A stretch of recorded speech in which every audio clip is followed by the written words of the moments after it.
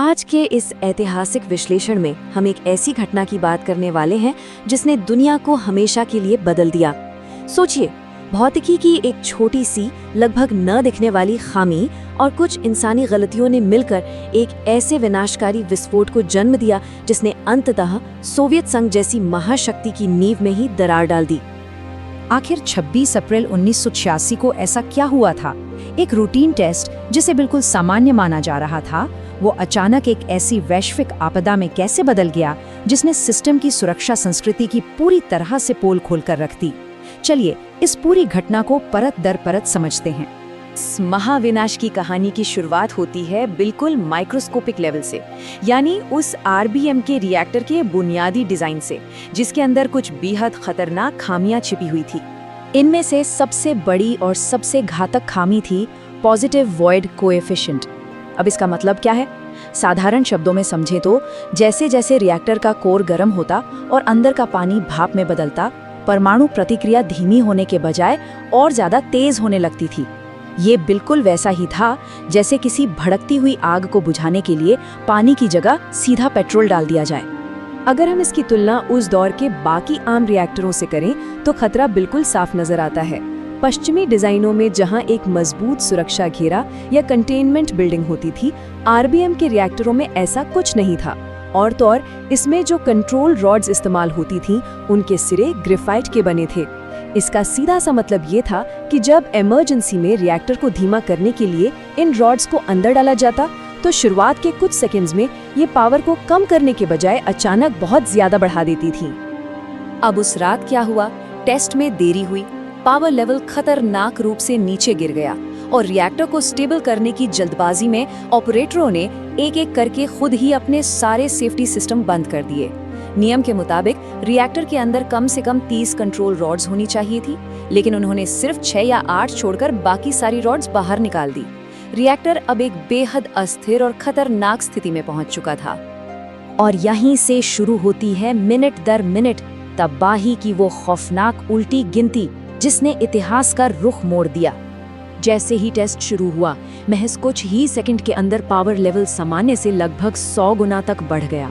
हालात बेकाबू हो चुके थे। ऑपरेटरों ने तुरंत इमरजेंसी शटडाउन बटन यानी AZ5 दबाया, लेकिन उन ग्रेफाइट सिरों की वजह से इस बटन ने स्थिति को और भी बिगाड़ दिया। रात 1:23:40 पर 2 भयानक विस्फोट हुए और रिएक्टर कोर पूरी तरह से तबाह हो गया। विस्फोट तो हो गया, लेकिन इसके तुरंत बाद शुरू हुई एक ऐसी अदृश्य दुश्मन से लड़ाई जिसकी बहुत भारी कीमत इंसानी जानों से चुकानी पड़ी। यहाँ हमें उन हीरोज की बात जरूर करनी चाहिए जो उस खौफनाक रात कंट्रोल रूम में और उस धधकती हुई छत पर डटे रहे।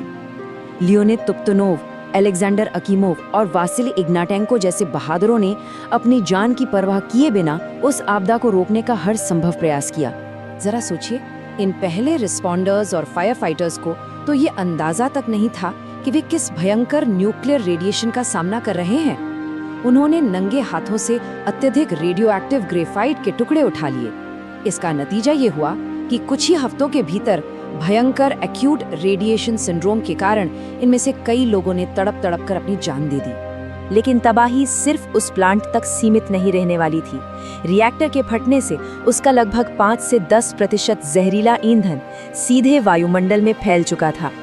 और यहाँ जो चीज सबसे ज्यादा डराने वाली है वो ये कि हवा में फैले अलग अलग रेडियोएक्टिव आइसोटोप्स का असर बिल्कुल अलग था। आयोडीन 131 ने जहां तुरंत लोगों के थायराइड पर हमला किया, वहीं सीजियम 137 ने अपनी 30 साल की लंबी हाफ लाइफ की वजह से आने वाले कई दशकों के लिए मिट्टी और पर्यावरण को पूरी तरह जहरीला बना दिया।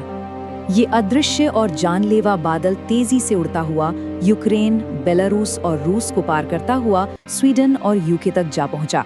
आपको जानकर हैरानी होगी कि सोवियत संघ ने दुनिया को कुछ नहीं बताया था, बल्कि स्वीडन में काम कर रहे न्यूक्लियर वर्कर्स ने सबसे पहले इस रेडिएशन को पकड़ा और पूरी दुनिया को इस खतरे के बारे में अलर्ट किया। अब एक तरफ तो रेडिएशन पूरी दुनिया में फैल रहा था, लेकिन अगर हम वापस घटना की जगह यानी प्रिपियत शहर की बात करें तो वहां के हालात और भी दर्दनाक थे। लगभग 36 घंटे तक शहर के 50,000 लोगों को खतरे के बारे में कुछ नहीं बताया गया, और जब शहर खाली करवाया गया तो उनसे बस एक ही बात कही गई, आप 3 दिनों में वापस लौट आएंगे। वे लोग अपना सब कुछ छोड़कर एक ऐसे शहर से चले गए जो आज तक वीरान पड़ा है। इस भयानक तबाही को समेटने के लिए कोई एक दो नहीं बल्कि पूरे 6 लाख लोगों की फौज लगाई गई, जिन्हें लिक्विडेटर्स कहा गया। जब रेडिएशन इतना ज्यादा था कि रिमोट से चलने वाली मशीनें भी खराब होने लगी, तब जवानों को बायो रोबोट बनाकर छत का जहरीला मलबा साफ करने के लिए भेज दिया गया। आने वाले दशकों में जो परिणाम सामने आए वो बेहद चौंकाने वाले और विरोधाभासी थे। एक तरफ जहां कैंसर और मनोवैज्ञानिक आघात के मामले तेजी से बढ़े और आसपास के जंगल सूखकर रेड फॉरेस्ट में बदल गए, वहीं दूसरी तरफ इंसानों के न होने की वजह से वो पूरा इलाका अचानक से वन्य जीवों जैसे भेड़ियों और हिरणों के लिए एक खुला अभयारण्य बन गया। इस पूरी घटना का असर सिर्फ सेहत या पर्यावरण पर ही नहीं पड़ा, बल्कि इसने एक बहुत बड़ा राजनीतिक भूचाल भी ला दिया।